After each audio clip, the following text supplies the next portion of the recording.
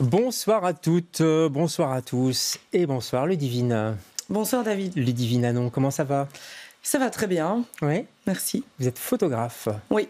Photographe de famille, on va en parler. Vous sortez un album étonnant qui va vous surprendre, je crois. Avant d'en parler, 3 petites questions si vous voulez bien. C'est une tradition dans cette émission, c'est le questionnaire de Proust. Hein. Vous me sortez ce qui vous vient par la tête, d'accord? D'accord. Vous êtes prête? Oui. Ludivine, si vous étiez un sentiment, vous seriez quoi?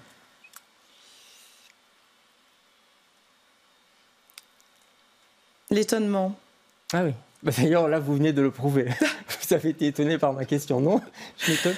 C'est peut-être une mise en abîme, ouais. On va dire l'étonnement. Ouais. C'est un beau sentiment, rester étonné. Ouais. Je trouve que ça fait partie de l'épanouissement personnel de chacun. Et on peut être étonné, pas bien étonné, ou bien étonné. Positivement. Ouais, et je crois que les deux sont intéressants comme émotion. Comme d'accord. Ouais. Alors, Ludivine, si vous étiez un souvenir d'enfance, le premier qui vient comme ça. Marcher à pieds nus dans le village dans lequel j'habitais en Wallonie, l'été, sur le tarmac des rues bouillant, chauffé par le soleil, et rigoler avec mes copines parce qu'on est au milieu de la rue et que ça brûle les pieds. D'accord, c'est un peu masochiste quand même, non? Complètement. Mais quand on est enfant, je trouve qu'on joue avec ses limites, on va jusqu'aux limites, et on ne se brûle pas les pieds forcément. Mais non, je vois très bien ce que vous voulez dire. Allez, dernière question, c'est plus lié à votre métier. Si vous étiez une photo célèbre ou un photographe que vous admirez, ce serait qui? Ce serait quoi?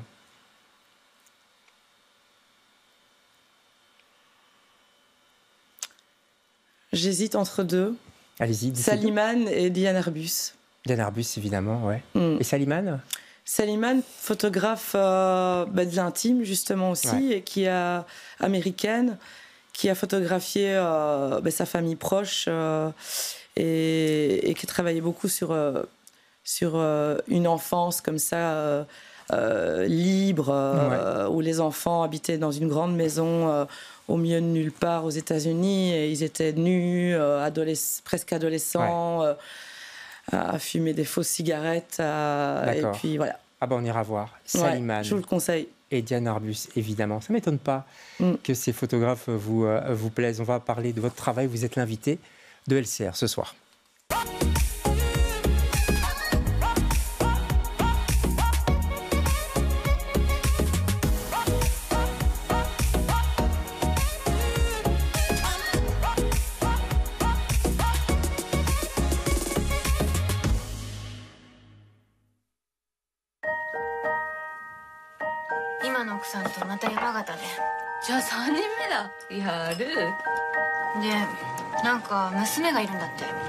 妹か。欲しいって言ってたじゃん。子供の頃だよ。今更そんなこと言われてもさ。幸田さんですか？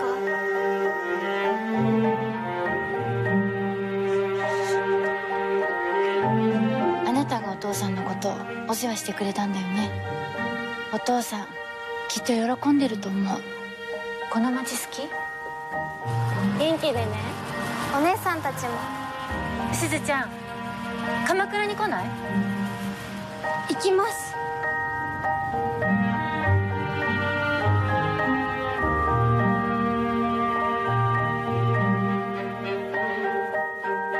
いらっしゃい。部屋2階だから荷物あげちゃいなさい。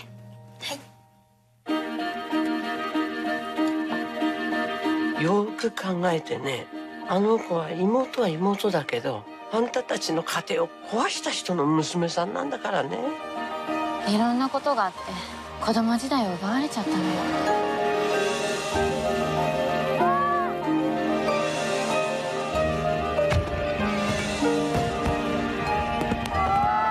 お母さんのバカ！ごめんなさい。うちのお母さんのこと。3人とはうまくやってる？はい。仲良くね。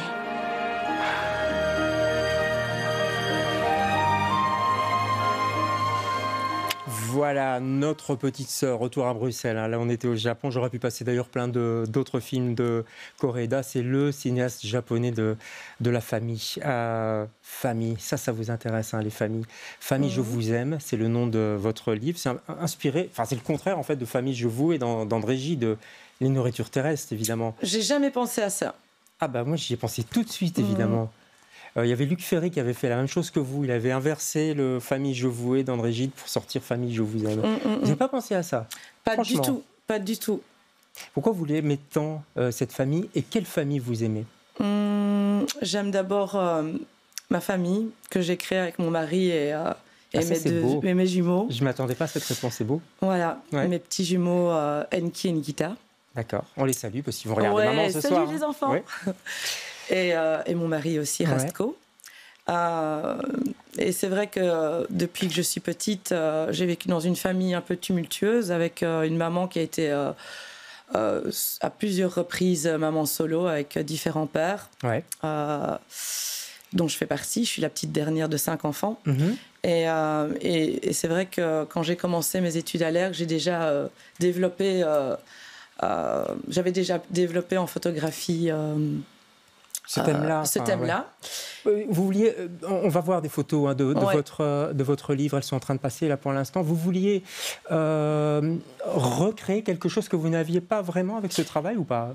Exact. C'est trop psychanalytique ce que je dis? Non, c'est pas du tout trop psychanalytique, c'est-à-dire que donc j'ai arrêté en cours de route. Oui. Et quand mes enfants sont nés, j'ai fait une pause carrière en photo. Et puis, quand ils ont eu l'âge d'être un peu plus autonomes et indépendants, j'ai repris mon appareil photo. Et là, cette thématique est revenue dans ma face et dans mes viscères. C'était une évidence. Et voilà. Et c'est avec mes tripes que je l'ai fait. Ouais. Il fallait le faire. Ouais, il fallait le faire. Pour questionner un petit peu ce que c'était. Ouais. Ce livre est assez incroyable parce que ce sont tous des portraits de famille. Ils sont face. Le dispositif est simple, hein, c'est un cadre. Ils sont le papa, la maman, les enfants, parfois la grand-mère. Il y avait un cadre bien précis que vous donniez à ces familles. Je précise que ça a été photographié en Belgique, hein, donc Bruxelles, Wallonie, Flandre. Oui, de avril 2022 encore à juillet 2025. D'accord. Et donc c'est en Belgique. Le projet a commencé à Schaerbeek et puis s'est étendu comme une toile. Ouais. Et le cadre était bien précis. Donc vous leur disiez quoi à ces familles? En fait, je voulais qu'il y ait déjà 2 générations minimum qui habitent le même toit, sous le même toit. Donc, c'était ça les conditions. Après, une autre condition, c'était qu'on me laisse rentrer chez eux. Chez eux, ouais. Et puis, je choisissais la pièce... c'était souvent le salon. Et parfois, quand il n'y avait pas de salon, ou un salon... rempli, trop rempli. Avec des objets, beaucoup. Voilà, c'était dans le salon ou alors dans la cuisine. Ouais. Et je choisissais effectivement les espaces qui étaient le plus remplis d'une énergie, on va dire, familiale. Ouais. Avec des objets de l'un, de l'autre. Ouais. On va peut-être les revoir en plein cadre. Je dis ça pour le réalisateur. Parce qu'effectivement, il y a souvent des objets. Vous les disposez vous-même? Comment ça se passe? Parce qu'il y a un rapport à la banalité, même, je trouve, qui devient esthétique. Parce que des objets, un jouet d'enfant, c'est quoi de plus banal, quoi. Vous voyez ce que je veux dire? Mais pris comme ça dans la photo, ça devient beau. Disons que je suis un petit peu metteuse en scène. On peut dire ça. Oui. C'est de la mise en scène. Donc, c'est-à-dire que je place effectivement, je cherche là où je vais faire la photo, et j'imagine déjà où je vais placer les gens, la famille, et souvent je les installe à différents niveaux dans l'espace. Donc, un enfant sur une table, un enfant par terre, un adulte, une maman sur un tabouret, et ainsi de suite. J'essaie de vraiment jouer avec plein de niveaux différents. Et là, je les installe et je leur demande de prendre une pause dans laquelle ils se sentent bien, de donner un regard caméra, enfin un regard appareil photo. Ouais. Et là, quand je repère un objet ou plusieurs objets qui me semblent vraiment révéler ce qu'ils sont, d'où ils viennent, ce qu'ils aiment, voilà. Et là, je prends un petit malin plaisir à les placer un petit peu dans l'espace. Aux enfants, par exemple, parfois je leur demande d'apporter leur jouet préféré. D'accord, ok. Voilà. Et alors, parfois il y a une photographie aussi d'une personne très importante pour eux. Du coup, c'est assez sociologique finalement. Ça va plaire à tous les sociologues et à tout le monde parce que il y a des familles pauvres, il y a des familles riches, il y a des familles recomposées, il y a des familles belgo-belges, si je puis dire, des familles d'origine étrangère. Enfin, il y a de tout, des familles homosexuelles. C'était une volonté de dresser ce tableau, Oui, c'était une volonté tout à fait assumée. Bien sûr, voilà. C'est la famille de 2025, quoi, c'est ça? C'est ça, de 2022 à 2025. Et c'est clair qu'on est dans une magnifique diversité. Et j'ai voulu effectivement représenter ça parce que je pense que c'est important de voir qu'on est tous uniques, mais tous différents aussi. Ouais. Mais c'est bien parce que ça peut paraître vieillot aussi, le mot famille, vous voyez, un petit côté presque péjoratif, quoi, la défense des familles, c'est un peu la droite en France là, qui manifestait pour la famille, etc. Vous voyez, vous prenez cette thématique-là, mais de manière, je dirais, vivante, positive, pas du tout en poulet, quoi. Non, pas du tout en poulet, et justement, le fait qu'il y ait une inclusion, que j'ai vraiment voulu une inclusion par rapport aussi à des familles homoparentales qui deviennent très classiques en plus de ça, qui sont encore plus classiques qu'une famille classique et qui sont heureux et qui sont magnifiques en fait. Et voilà, j'ai voulu justement faire un petit pied de nez aussi à cette volonté qu'une famille parfaite n'existe pas et qu'on est tous beaux dans nos différences. Donc c'est un petit peu politique, au sens large du terme. Bien sûr.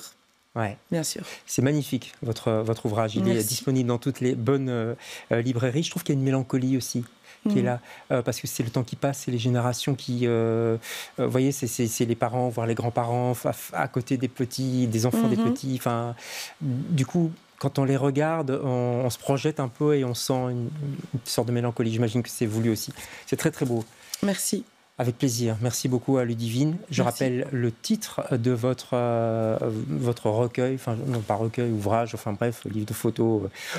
Bref, ce sont des photos, ça s'appelle Famille. Je vous aime, évidemment. Merci beaucoup. Merci David. On se retrouve demain avec d'autres invités. Bonsoir.